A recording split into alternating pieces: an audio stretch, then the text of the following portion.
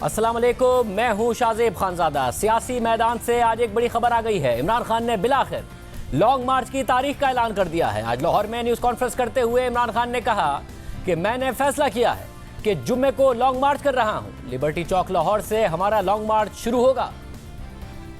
जुम्मे को लॉन्ग मार्च में अनाउंस कर रहा हूँ। लाहौर से मैं शुरू कर रहा हूँ और लिबर्टी 11 बजे हम वहाँ जमा होंगे और उधर से फिर हमारी मार्च शुरू होगी इस्लामाबाद की तरफ। इमरान खान ने इस ऐलान के साथ हुकूमत पर शदीद तनकीद की, इस्टेब्लिशमेंट पर शदीद तनकीद की, लॉन्ग मार्च का ऐलान किया। बार बार कह रहे थे कि वो करीब लॉन्ग मार्च की तारीख देने वाले हैं और हुकूमत बार बार उनको चैलेंज कर रही थी कि वो जल्द तारीख का ऐलान करें और आज बिलाखिर ऐलान सामने आ गया है। इस पर भी मजीद बात करेंगे, लेकिन पहले बात करेंगे सीनियर सहाफ़ी अरशद शरीफ की शहादत की। ये शहादत किन हालात में हुई और इसके पीछे क्या अवामिल थे, इस हवाले से शफाफ तहकीकात के लिए आवाज़ें उठ रही हैं। साबिक वज़ीर आज़म इमरान खान ने साफ कह दिया है कि अरशद शरीफ की टारगेट किलिंग की गई है, जबकि पाक फ़ौज ने बाज़ाब्ता तौर पर हुकूमत से दरख्वास्त की है कि अरशद शरीफ की शहादत मुल्क से बाहर जाने और इस हवाले से की जाने वाली इल्ज़ाम तराशियों और क़यास राइयों की जामे तहकीकात की जाए। और जिस हवाले से वज़ीर आज़म ने जुडिशल कमीशन बनाने का ऐलान भी कर दिया है और कहा है कि इस सिलसिले में इस्लामाबाद हाई कोर्ट के जज के लिए दरख्वास्त देंगे, काबीना से भी इस फैसले की बाकायदा तौसीक कराएंगे। अरशद शरीफ साहब का जो अंदोनाक वाक़या पेश आया है, फैसला किया है कि हम इस वाक़े की एक आला अदालती कमीशन से शफाफ तहकीक करवाएंगे और इसके लिए इस्लामाबाद के हाई कोर्ट के जज के लिए हम दरख्वास्त दें। ये बाकायदा हम अपनी काबीना से भी इस फैसले की हम तौसीक करवाएंगे। पूरी कौम को यकीन दिलाता हूँ कि इंशाअल्लाह ये वाक़या जो कि हम सब के लिए इंतहाई काबिल अफसोस है, उसकी बेलाग और शफाफ तहकीक होगी और हक़ाइक़ पूरी कौम के सामने लाए जाएंगे। जबकि आज एक तकरीब से खिताब में तहरीक इंसाफ के चेयरमैन इमरान खान ने कहा है कि मुझे इन्फॉर्मेशन मिली थी कि अरशद शरीफ को मारने लगे हैं। मैंने अरशद शरीफ को कहा कि मुल्क से बाहर चले जाओ, कोई कुछ भी कहे, मुझे पता है कि अरशद शरीफ की टारगेट किलिंग की गई है। अरशद शरीफ इसको जब धमकी आई, नामालूम नंबरों से धमकी आई कि ये ना कहो, सच ना बोलो, ये जो रजीम चेंज हुई है, वो जब इसको एक्सपोज करना शुरू किया, उसके ऊपर धमकी आई, डराया गया। फिर मुझे इंफॉर्मेशन आई कि इसको मारने लगे हैं। उसके घर में घुस के उन्होंने डराया उसको, उसकी फैमिली के सामने बाहर गाड़ियां खड़ी होती थी, डराते थे सिर्फ इसलिए कि वो सच ना बोले। उसका कोई एजेंडा नहीं था। मैंने उसको कहा कि तुम मुल्क से बाहर चले जाओ, पहले दफा नहीं माना, फिर मैंने उसको बताया कि मुझे इंफॉर्मेशन है, तो वो जब मुल्क छोड़ के गया, उसका वीजा खत्म होने लगा था दुबई का, ये वापस बुला रहे थे उसको। कोई इसलिए नहीं कि कोई जुर्म किया है उसने, इसलिए कि वो सच ना बोले, उसको वापस बुला रहे थे। और वही करना था उससे जो इन्होंने आजम स्वाति को बंद कमरे के अंदर नंगा करके उसके ऊपर तशद्दुद किया। ये सारे नामालूम अफराद आके डराते हैं, धमकाते हैं। ये जो इसको टारगेट किलिंग की गई है, ये जो मर्जी लोग कहें, मुझे पता है कि ये टारगेट किलिंग की गई है इसकी। आज पाक फौज ने भी अरशद शरीफ के कत्ल की तहकीकात के लिए हुकूमत को खत लिख दिया है।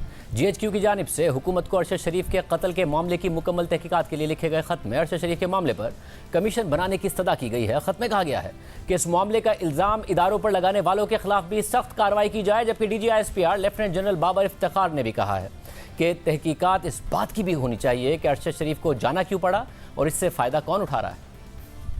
आज GHQ की जानिब से हुकूमत पाकिस्तान से ये दरख्वास्त की गई है अफसोसनाक वाक़े की मुकम्मल तहकीकात कराई जाए और जो भी अवामिल और जो भी मुहर्रिकात थे उनको भरपूर तरीके से देखने की जरूरत है। सब जानते हैं कि कल प्राइम मिनिस्टर साहब ने सदर कीनिया के प्रेसिडेंट से भी बात की और हुकूमत पाकिस्तान और कीनिया की हुकूमत मुसलसल राब्ते में भी हैं और इस वाक़े से मुतालिक डिटेल्स मौसूल भी हो रही हैं। लेकिन बहुत ज़रूरी है कि इसकी मुकम्मल तहकीकात की जाए हाईएस्ट लेवल पे। ऑल्दो कीनिया की गवर्नमेंट ने और उनकी पुलिस ने बड़ा वाज़ेह तौर पे एक्सेप्ट किया है कि ये इंसिडेंट जो हुआ है ये पुलिस की गलती थी, it was a case of mistaken identity. लेकिन इसके साथ साथ इसके सर्कमस्टांसेस के ऊपर बहुत से सवाल उठे हैं जिनके ऊपर हमारा ये ख्याल है कि बहुत हाईएस्ट लेवल की इंक्वायरी होनी चाहिए ताकि तमाम चीज़ों को आखिर तक मंतकी अंजाम तक इसको लेके जाया जा सके और हिम्मत में जो लोग मुख्तलिफ कयास आराइयाँ कर रहे हैं they can also be put to rest. ये बहुत अनफॉर्चुनेट है, बहुत ज्यादा चीजों के ऊपर लोग इल्ज़ाम तराशियाँ करते हैं और अफसाने को जवाब बनाकर मन घड़त और बेबुनियाद इल्ज़ामात लगाए जा रहे हैं। और मेरे ख्याल में तमाम चीज़ों को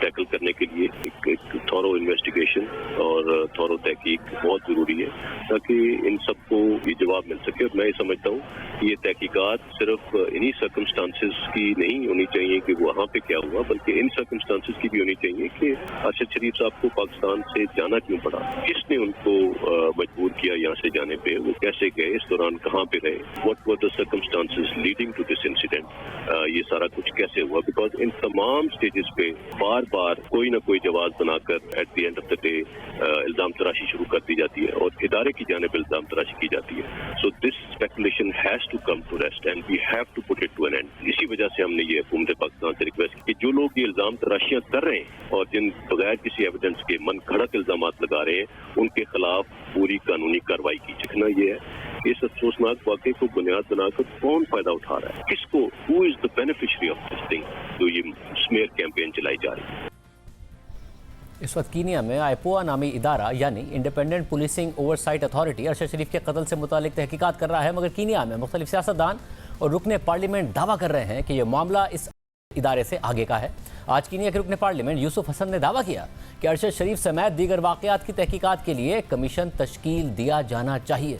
हमने तहरीक इंसाफ से असद उमर और फवाद चौधरी समेत दीगर रहनुमाओं को प्रोग्राम में आने की दावत दी, मगर कोई नहीं आया।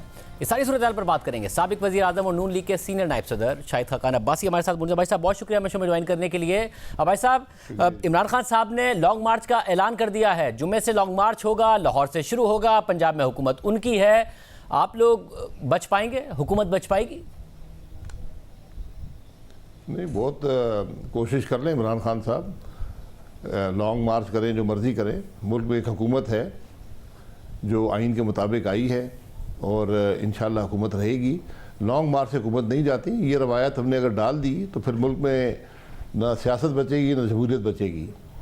लेकिन मैं ये सबसे जो तशवीशनाक बात है वो ये है कि ये इमरान खान साहब का लॉन्ग मार्च हमेशा जब हमारे और चीन के ताल्लुकात बेहतर होना शुरू होते हैं उस वक़्त लॉन्ग मार्च क्यों होता है। अगले हफ्ते वज़ीर आज़म साहब जो हैं वो चीन जा रहे हैं और पिछली दफ़ा भी यही हुआ था कि जब चीनी सदर यहाँ पर आ रहे थे तो इमरान खान साहब लॉन्ग मार्च लेकर आ गए थे।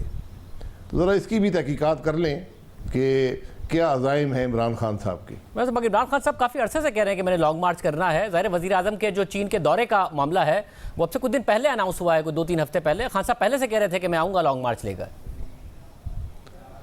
जी, तो लॉन्ग मार्च पहले कर लेते या चीन के दौरे के बाद कर लेते, ये शौक़ पूरा कर ले। लेकिन ऐन उस वक़्त जबकि चीन का दौरा अनाउंस हो चुका है, उनको भी मालूम है, और जब भी ऐसे हालात पैदा होते हैं तो इन जो हमारे बैरूनी मामलात होते हैं उन पर असर पड़ता है इन बातों का। बहरहाल उनको इस बात का एहसास नहीं है। मैंने तो सिर्फ निशानदेही कर दी है कि ये एक अजीब इत्तेफाक है कि पिछला लॉन्ग मार्च भी उस वक्त हुआ था जब चीन के सदर आ रहे थे, और ये लॉन्ग मार्च भी जब चीन से ताल्लुकात बढ़ रहे हैं तो लॉन्ग मार्च आ गया है। मगर भाई साहब, इस वक्त खान साहब के पास बयानिया है, और वो बयानिया आज उन्होंने बाकायदा तौर पर सिर्फ हुकूमत को आड़े हाथों नहीं लिया है, इस्टेब्लिशमेंट को भी लिया है, शदीद तनकीद की है। और उस शदीद तनकीद में ज़ाहिर है वो इस्टेब्लिशमेंट पर तनकीद करते करते ये भी कह गए हैं कि मैंने जो इलेक्शन जीते हैं अभी हालिया, एक तो पंजाब के बाई इलेक्शन और फिर ये वाले बाई इलेक्शन, वो इस्टेब्लिशमेंट के खिलाफ, PDM के खिलाफ, इलेक्शन कमीशन के खिलाफ, सब एक तरफ और मैं एक तरफ। ये वोट को इज्जत दो का बयानिया, एंटी इस्टेब्लिशमेंट बयानिया आपका था, वो सब अपने पास उन्होंने ले लिया है और उसके साथ वो लॉन्ग मार्च करने आ रहे हैं। तो क्राउड आ गया तो फिर हुकूमत निपटेगी कैसे? क्या हिकमत अमली हो सकती है? जी, हुकूमत जो है, हुकूमत की जिम्मेदारी होती है कि जब भी कोई कानून तोड़े, आकर हमलावर हो तो उसका मुकाबला करें। ये हुकूमत की जिम्मेदारी है, वरना तो मुल्क में नारकी ही होगी। और इमरान खान साहब ये भूल जाते हैं कि जब वो इक़्तिदार में थे तो 13 बाई इलेक्शन उन्होंने हारे थे, वो शायद उनको याद नहीं है। और डस्के का इलेक्शन जहाँ पर उन्होंने धांधली करके जीता था वो भी हार गए थे जब हकीकी इलेक्शन हुआ। तो इलेक्शन होते रहते हैं, जनरल इलेक्शन का इंतज़ार कर लें। वहाँ पर अगर पाकिस्तान के अवाम ने उनका साथ दिया तो बिल्कुल हुक्मरानी उनका हक है।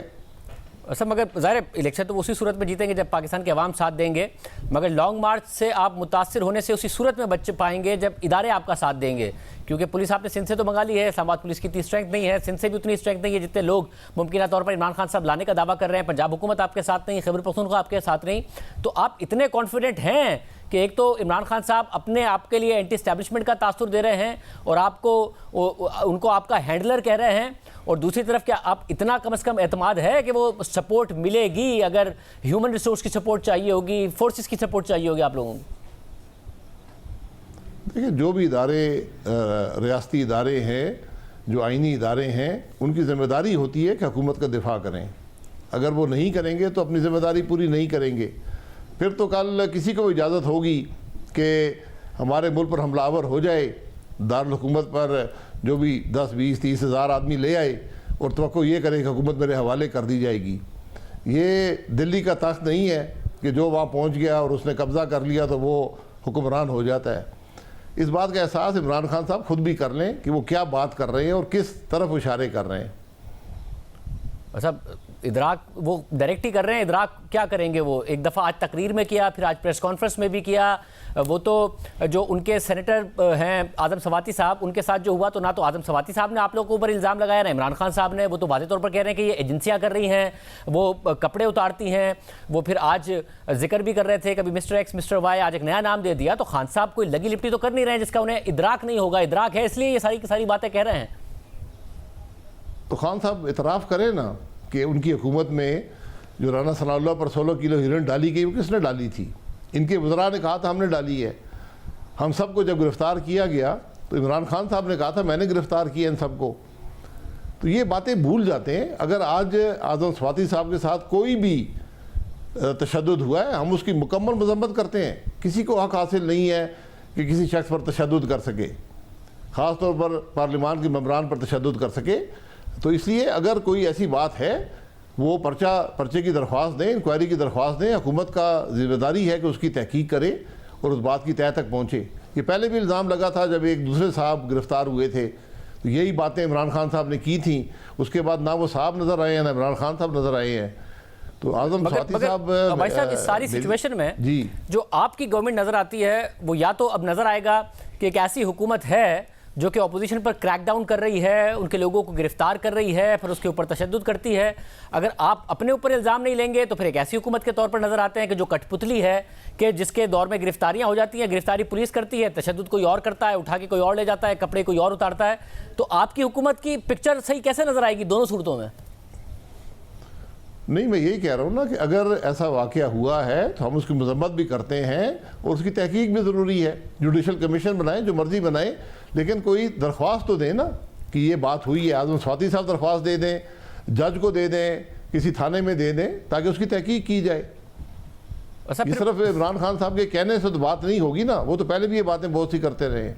वैसे मुझे ये भी बताइएगा, दायरा अरशद शरीफ साहब का एक अफसोसनाक वाक़या हुआ, वज़ीर आज़म कह रहे हैं कि जुडिशल इंक्वायरी होगी, मगर इमरान खान साहब बहुत बराह रास्त तनकीद कर रहे हैं। वो कह रहे हैं कि यह टारगेट किलिंग की गई है, और दायरे जिस तरफ वो इशारा कर रहे हैं उसके बाद हमें नज़र आया कि DGISPR की तरफ से भी कहा गया कि जो ये क़यास सराइयाँ कर रहे हैं उनके हवाले से भी तहकीकात हों, जिन हालात में मर्डर हुआ है कीनिया में उसकी भी तहकीकात हों, और जिन हालात में अरशद शरीफ साहब को जाना पड़ा उसकी भी तहकीकात हों। तो ये मामला भी कहीं ना कहीं बराह रास्त है। आप लोग कैसे यकीनी बनाएंगे? आप खुद वज़ीर आज़म रहे हैं, दूसरे मुल्क में मर्डर हुआ है, क्योंकि पाकिस्तान के अंदर भी जो मर्डर हुए जुडिशल कमीशन तो उनकी तहकीकात नहीं कर सके, फिर जो हमला हुआ हामिद मीर साहब पर उसकी का आज तक नहीं पता चल सका, सलीम शहजाद साहब का नहीं पता चल सका। तो ये यकीनी बनाएंगे या सिर्फ ऐलानात हैं? देखिए, मैं गुजारिश ही करूँगा, अरशद शरीफ साहब मेरे भी 15 साल से ज़्यादा के दोस्त थे। हमारी TV प्रोग्रामों में तलखियाँ भी रही हैं, बहुत सी दोस्ती भी रही है। उनका अपना एक मुकाम था इस मुल्क की सियासत में, उनका अपना एक स्टाइल था। उससे आप एग्री करें या डिसएग्री करें, ये आपकी मर्ज़ी है, लेकिन उनका एक असर था इस मुल्क की मीडिया में। वो आज हम में नहीं है। एक बड़े अफसोसनाक वाक़े में वो शहीद हुए, तो अब इस पर सियासत करने की ज़रूरत नहीं है। मुझे अफसोस सिर्फ इस बात का है कि आज अपने सियासी मकासद के लिए इमरान खान साहब जैसे लोग जो हैं वो इस मामले पर भी इस्तेमाल करने से गुरेज नहीं करते कि ये टारगेट किलिंग हो गई, फलाना हो गया। वो सवाल उठा रहे हैं। ये नहीं, सवाल तो कोई भी उठा सकता है ना। आप जिम्मेदार आदमी हैं, आपके पास कोई नॉलेज है कि ये टारगेट किलिंग हुई है? उन्होंने कहा कि अरशद शरीफ को खतरा था, रिटन स्टेटमेंट दिया है। अरशद शरीफ को खतरा था, उसने मुझे भी बताया था, मैंने अरशद शरीफ को बाहर जाने को कहा था, उनके पास कोई वीज़ा नहीं था, हुकूमत चाहती थी वो दुबई से भी वापस आ जाए, जब वीज़ा एक्सपायर हो रहा था उन्हें कीनिया जाना पड़ा। वो तो बाकायदा तौर पर बता रहे हैं कि उन्होंने ही कहा था उनको, एक दफ़ा कहा फिर दूसरी दफ़ा भी कहा, क्योंकि अरशद शरीफ को बाकायदा तौर पर हिरासा किया जा रहा था और उनको जो खतरा था वो उन्होंने इमरान खान साहब को भी बताया था और खान साहब के अपने नॉलेज में भी था। वो कह रहे हैं कि कोई खैबर पख्तूनख्वा से समा उनको बताई गई थी ये बात कि अरशद शरीफ को खतरा है जान को। देखिए, अरशद शरीफ साहब अगर इस मुल्क से गए हैं, इमरान खान साहब को उन्होंने बताया कि उन्हें ख़तरा है, तो इमरान खान साहब पहले बात कर लेते। इमरान खान साहब के पास इस मुल्क के 2 बड़े सूबों की हुकूमत है, क्या वो उनको तहफ़्फ़ुज़ नहीं दे सकते थे? अगर वो कीनिया गए हैं, अरशद शरीफ साहब कैसे गए हैं, क्यों गए हैं, ये तो उनकी फैमिली बता सकती है, उनके दोस्त बता सकते हैं। वहाँ पर एक वाक़या हुआ, एक हादसा हुआ, बड़ा अलमनाक हादसा है।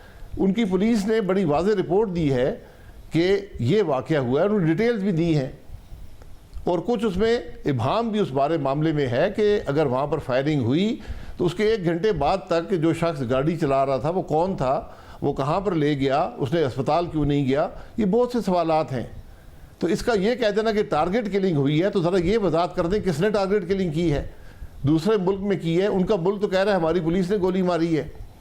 बड़ी अफसोसनाक बात है कि हम आज ऐसे मामलात में जहाँ उनकी जो फैमिली है वो इतनी परेशान होगी, हमें सबको दुख है, लेकिन इमरान खान साहब इसमें भी सियासत खेलना चाहते हैं, यहाँ से भी उनको कुछ फायदा मिल जाए। एक जो सवाल है वो ज़ाहिर अहम है कि जो शख्स ड्राइव कर रहा था वो अरशद शरीफ साहब का दोस्त था या रिश्तेदार था या जो भी था, उसका बयान ज़ाहिर अभी तक नहीं आया है। वो बहुत सारी बातें बता सकते हैं यहाँ पर जो आप नुक्ता उठा रहे हैं, मगर जो कीनिया की पुलिस है उनके वाले से तो वहाँ के अपने जर्नलिस्ट भी सवाल उठा रहे हैं कि उनका जो ट्रैक रिकॉर्ड है, जिस तरीके से वो एक्स्ट्रा जुडिशल किलिंग्स में इन्वॉल्व रहे हैं, वहाँ के जो पार्लियामेंटेरियंस हैं वो भी सवाल उठा रहे हैं कि इस तरीके से तहकीकात नहीं हो सकती है कि जो उनका आईपोआ डिपार्टमेंट है वो तहकीकात कर दे। तो गवर्नमेंट को ट्रांसपेरेंट बनाने के लिए और जो सवालात उठ रहे हैं उनके जवाबात के लिए अब तो ISPR ने भी कहा है कि जी इसकी शफाफ तहकीकात हो, बहुत ज़्यादा पुश करना पड़ेगा कीनिया की हुकूमत को या फिर समाओ इंटरनेशनल इदारों के थ्रू बहुत ज़्यादा पुश करना पड़ेगा।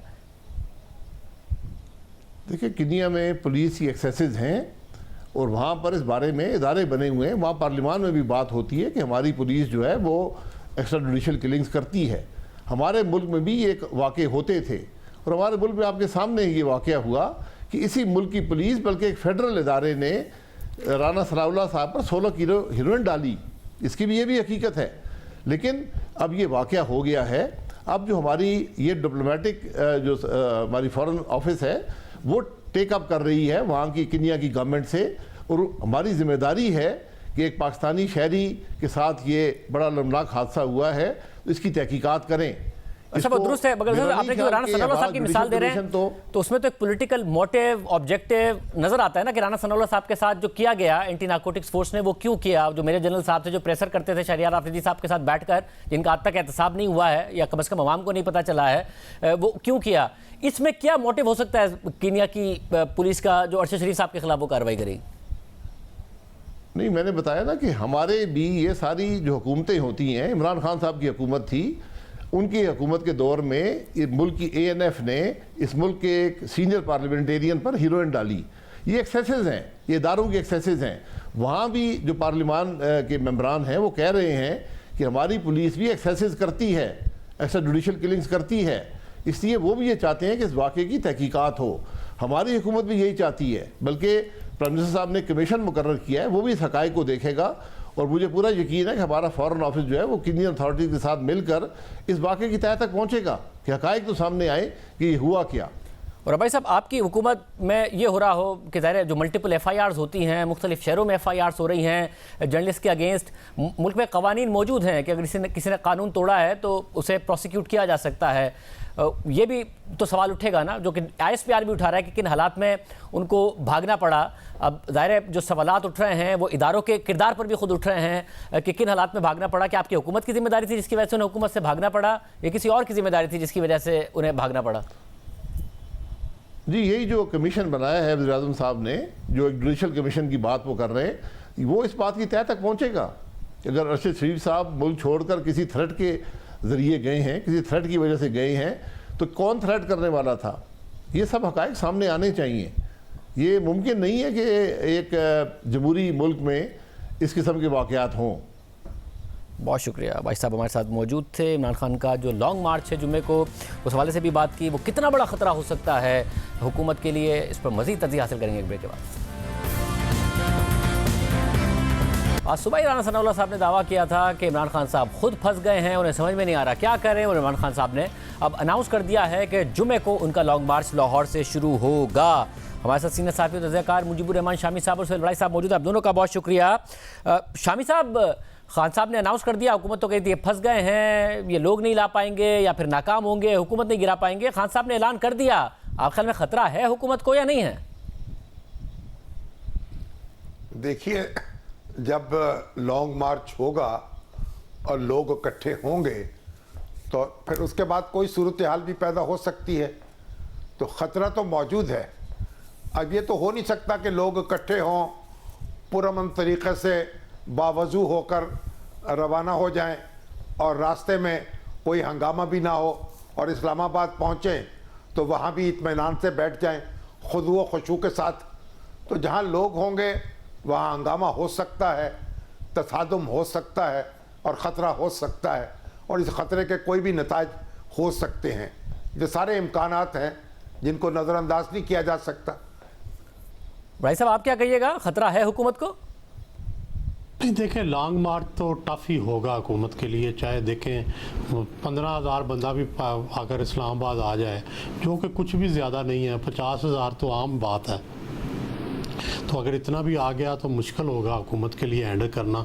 इस्लामाबाद की अपनी पुलिस बहुत स्ट्रेंथ कम है, एफसी लगानी पड़ेगी, रेंजर लगानी पड़ेगी, सूबों से पुलिस मंगवानी पड़ेगी, ये सारा कुछ। और मेरा ख्याल है कि ये रवायत भी गलत है, ये जो धरना देने की और वहाँ जाके बैठने की, ये रवायत तो ख़त्म ही होनी चाहिए। ये कंसेंसस करके लेजिस्लेशन ही कर दें कि ये धरने जो हैं और इस तरह हुकूमतों को डिस्टेबलाइज़ करना, ये किसी तरह मुनासिब नहीं। कितने ही हम धरने बर्दाश्त कर चुके हैं और उसके नतीजे में इकानमी ख़राब होती है, उसके नतीजे में मुल्क अदम इस्तेकाम का शिकार होता है, मजाक बनता है। तो मेरा ख्याल है ये तो होना ही नहीं चाहिए, ना इमरान खान को करना चाहिए ना किसी और को करना चाहिए।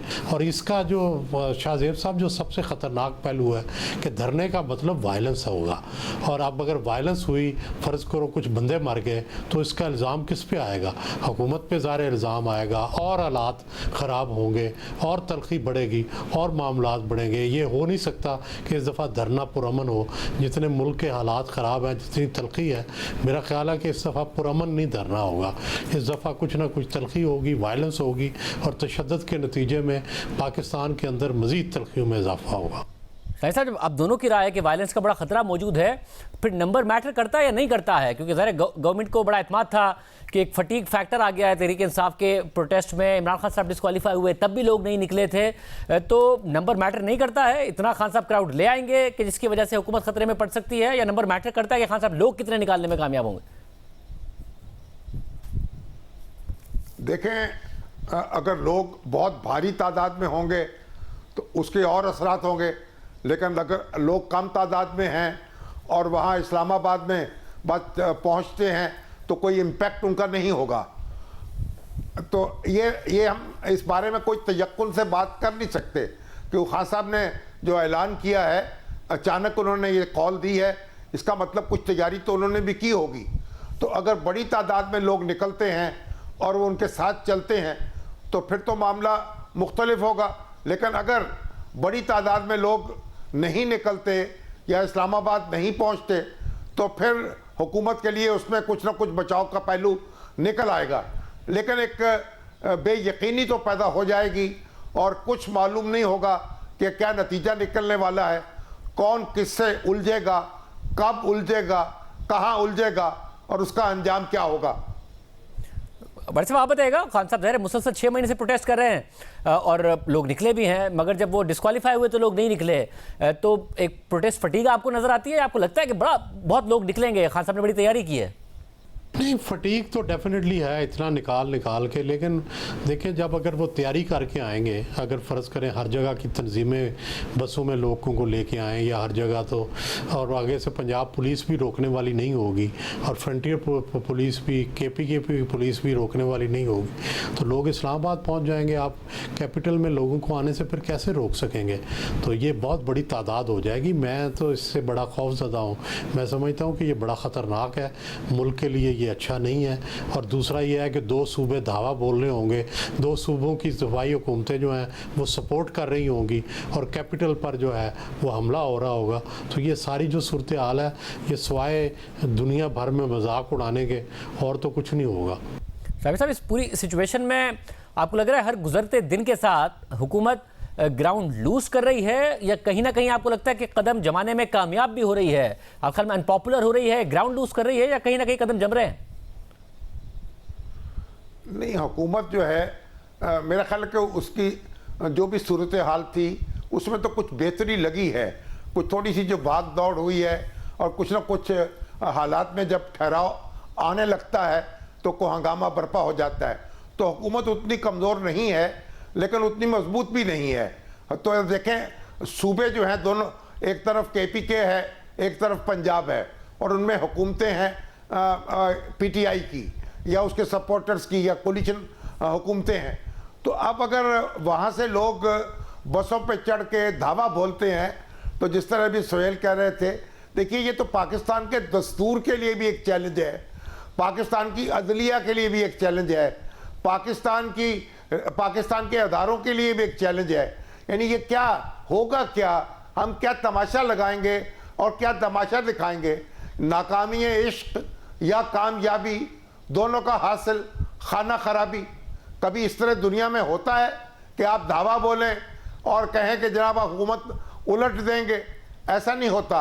हुकूमत उलटने वाले कुछ और होते हैं, और अगर हालात बेकाबू हुए तो फिर सारे लोग जो हैं वो काबू में आ जाएंगे और कोई और ताकत जो है उसको इंटरवीन करने पड़ेगा, चाहे हम इस वक्त ये कितनी मुश्किल बात क्यों ना नजर आए। लेकिन मेरा ख्याल ऐसे हालात पैदा ना हो कि फिर कोई चारा ना रहे इसके सिवा। तो ये देखना चाहिए, इमरान खान साहब को भी देखना चाहिए और हुकूमत को भी देखना चाहिए, और कोई रास्ता निकालना चाहिए, कोई राब्ते का, कोई बातचीत का, कोई गुफ्तगू का और मामलात को आगे बढ़ाने का, वगरना सारे हाथ मलते भी रह जाएंगे। बड़े साहब, आप कहिएगा, आपके ख्याल में हुकूमत ग्राउंड लूज कर रही है, खान साहब के लिए बड़ा ज़बरदस्त मौका है, या कहीं ना कहीं कुछ कदम जमाने में भी कामयाब हुई है? मेरा ख्याल है कदम जमा रही है, पहले से बेहतर पोजीशन में आई है। गिरती हुई इकानमी रुक गई है और ऐसे लगता है कि जैसे डॉलर रुका है या जैसे डॉलर को पीछे जाना पड़ गया, इसी तरह लगता है कि कुछ थोड़े से रिलीफ जो है वो मिलना शुरू हो गया है। लेकिन ये इतना नहीं है कि लोग खुश हो जाएं, ना इतना है कि लोग मुतमिन हो जाएं। अभी भी लोग खौफज़दा हैं कि कल को और पेट्रोल की कीमत ना बढ़ जाए, कल को और बिजली की कीमत ना बढ़ जाए। पहले ही इतनी नागुफ्ता सूरत हाल है, जब तक उसमें कमी नहीं आती, कोई ऐसी सूरत हाल या लोगों की तनख्वाहें नहीं बढ़ती या सोर्सेज ऑफ इनकम नहीं बढ़ते, उस वक्त तक कुछ भी लोग खुश होना मेरा ख्याल है बड़ा मुश्किल है लोगों का। बहुत शुक्रिया राय आपने सुनी। खान साहब इसके अलावा ये भी कह रहे हैं कि पहले तैयारी नहीं थी, इस दफ़ा तैयारी के साथ आ रहे हैं। ये पूरा क्या मामला है जब खान साहब बार बार ऐसी बातें करते हैं? ब्रेक के बाद बात करते हैं।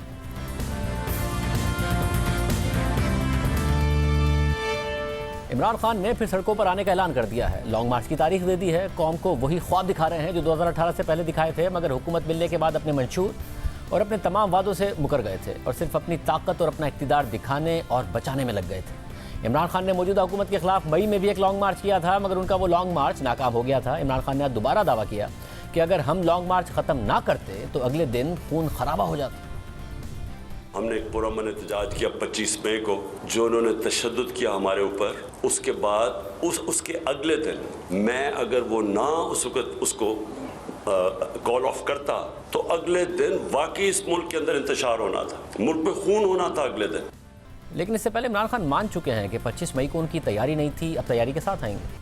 ये मैं अब फिर से निकलूंगा, अब हम निकलेंगे तैयारी करके। हमारी किसी की तैयारी नहीं थी। जिस तरह के पुलिस का हमारे ऊपर हमला हुआ, कोई भी तैयार नहीं था उसके लिए।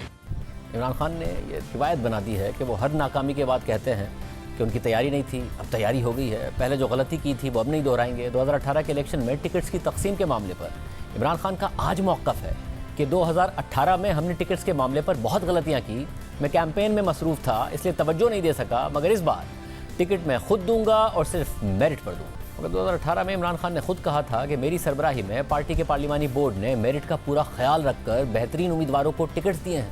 आज हमारे पार्लियामेंट्री बोर्ड ने मेरी सरबराही में ज़्यादातर जो हमारे टिकट्स थे वो हमने अनाउंस कर। ये वो लोग हैं जो हम समझते हैं कि हमारी पूरी मदद करेंगे। मेरिट का पूरा हमने ध्यान रखा। बेहतरीन कैंडिडेट है जो इलेक्शन जीत सके। इमरान खान आजकल ये दावा भी कर रहे हैं और बार बार दोहरा रहे हैं कि उनकी साबिका हुकूमत में उनके हाथ में कुछ नहीं था, जिम्मेदारी उनकी थी लेकिन हुक्मरानी किसी और की थी, वो अपनी मर्जी से कुछ कर नहीं सकते थे, सब कुछ इस्टेब्लिशमेंट कंट्रोल करती थी। इमरान खान अपनी सारी नाकामियों की जिम्मेदारी इस्टेब्लिशमेंट पर डालकर बयानियां बना रहे हैं और कह रहे हैं कि आइंदा ऐसी हुकूमत मिली तो नहीं लेंगे। मगर वो 2018 से पहले भी यही दावे करते थे और कहते थे कि अगर तहरीक इंसाफ की हुकूमत आई तो मैं कभी ये जवाब पेश नहीं करूँगा कि मुझे फ़ौज ने कुछ करने नहीं दिया, ये तो कोई बहाना ही नहीं है। अगर फ़ौज कुछ नहीं करने दे रही है तो मैं नाअहल हूँ और वज़ीर आज़म बनने का हकदार ही नहीं हूँ। इमरान खान की सियासी ज़िंदगी ऐसे यू टर्न्स और तज़ादात से भरी पड़ी है। 8 साल से ज़ायद खैबर पख्तूनख्वा की सूबाई हुकूमत चलाने और फिर पौने 4 साल तक वफाकी हुकूमत चलाने के बाद इमरान खान ये भी कह चुके हैं कि उन्हें अब जाकर समझ आ गई है कि हुकूमत कैसे करनी है। पहले तो हुकूमत का हमें आइडिया ही नहीं था, ये बिल्कुल नई चीज़ थी हमारे लिए, अब तो हम सब कुछ जानते हैं और तैयारी करके आएंगे। गवर्नमेंट का भी समझ गए हैं कि अब हमें गवर्नमेंट में आके क्या तैयारियां करनी है, क्योंकि पहले तो हमें आइडिया ही नहीं था गवर्नमेंट का, क्या बिल्कुल नई चीज़ थी हमारे लिए। और फिर हमें आइडिया ही नहीं था कि किस तरह के हर इदारे में किस तरह के क्राइसिस हैं, ये हमें पता नहीं था। पहली दफ़ा प्रेजेंटेशन गवर्नमेंट में आके मिली, अब तो हम जानते हैं सब कुछ, तो अब तो दोनों तरह तैयारी करके आएंगे। इमरान खान ने अपने पौने 4 साल में 4 वज़ीर ख़जाना लगाए। उनके आखिरी वज़ीर ख़जाना शौकत तरीन ने भी हुकूमत जाने के बाद कहा कि तहरीक इंसाफ बगैर किसी प्लान के हुकूमत में आ गई थी। सबसे बड़ी नाकामी जो हमारी है, जो हमारी जो प्लानिंग थी, जब आए थे हमारे पास कोई प्लान ही नहीं था। इकोनॉमिक प्लान बनाते हमारे पास टाइम लगा, उससे हमारे रिटार्डेशन हुई है। मगर इमरान खान तो 2018 के इलेक्शन से पहले दावे करते थे और खैबर पख्तूनख्वा हुकूमत को अपने लिए ज़बरदस्त तजर्बा करार देते थे। इमरान खान कहते थे कि शुक्र है कि हम 2013 के इलेक्शन में कामयाब नहीं हुए, अब हमारे पास खैबर पख्तूनख्वा में हुकूमत करने का तजर्बा है, अब हम तैयार हैं। हमारे पास एक प्रोविंस को गवर्न करने का 5 साल का तजर्बा है और ये बड़ा वैल्यूबल एक्सपीरियंस हुआ है। फेडरल गवर्नमेंट मिल जाती 2013 में तो हमारी ऐसी प्रेपरेशन ना होती जो कि 5 साल में हमने सीखा है पख्तूनख्वा के अंदर। साबिक वज़ीर आज़म इमरान खान 2018 में वफाक में हुकूमत में आने से पहले 22 साल तक ये दावा भी करते रहे कि उन्हें टीम बनाना आती है, उनके पास बेहतरीन टीम मौजूद है। हमें पूरा पता है किधर जा रहे हैं, मुझे एग्जैक्टली पता है क्या टीम मैं सिलेक्ट कर रहा हूँ। मेरी टीम के अंदर कई पुराने होंगे, अक्सरियत इस कौम के नौजवान और नए लोग होंगे। इस पार्टी के अंदर टीम सिलेक्ट करनी मुझे आती है। मैं आपको चैलेंज करता हूं कि पाकिस्तान की तारीख में कभी आप ऐसी टीम नहीं देखेंगे जो मैं लेके आऊंगा। मेरा ये चैलेंज है आपको। जो टीम मैं सिलेक्ट करूंगा वो एक नया पाकिस्तान बनाएगी और दूसरा वो मैच विनिंग टीम होगी। पौने 4 साल की हुकूमत में बार बार वजीर बदलते रहे और फिर भी कहते थे कि कई वजीर तो अब भी सीख रहे हैं। कई मिनिस्ट्रीज ने ज़्यादा बेहतर परफॉर्म किया, कई उन्होंने नहीं किया और कई सीख रहे हैं, कई आहिस्ता आहिस्ता उनकी परफॉर्मेंस ऊपर जा रही है। और अब एक बार फिर इमरान खान मुस्तकबिल के लिए कौम को माजी की तरह ख्वाब दिखा रहे हैं और दावा कर रहे हैं कि अब उन्होंने सीख लिया है, अब बेहतर तैयारी के साथ आएंगे। मगर सवाल यही है कि फिर टीम क्या होगी और तैयारी क्या होगी? क्या उस्मान गुज़ार फिर वज़ीर आला पंजाब होंगे और अगर होंगे तो उनकी कारकर्दगी इस दफ़ा कैसे बेहतर होगी? वज़ीर ख़जाना कौन होगा? 4 वज़राए ख़जाना में से कोई एक होगा या कोई नया होगा, और नया होगा तो कौन होगा? और अगर वज़ीर आज़म ख़ुद इमरान खान होंगे तो उन्होंने पौने 4 साल में ऐसा क्या सीखा है कि उनकी अपनी कारकर्दगी बेहतर होगी? क्या वो वाकई एक कठपुतली वज़ीर आज़म नहीं बनेंगे और अपनी हुकूमत अपने बलबूते पर चलाएंगे, एजेंसीज़ का सहारा नहीं लेंगे? और अगर नहीं लेना चाहते तो आज फ़ौज से क्यों कह रहे हैं कि वो न्यूट्रल ना रहे बल्कि इस हुकूमत के ख़िलाफ़ उनका साथ दे? और उन्हें फ़ौज से यही शिकायत क्यों है कि तहरीक अदम एतमाद आने पर उनकी हुकूमत क्यों नहीं बचाई? इजाज़त दीजिए। अल्लाह।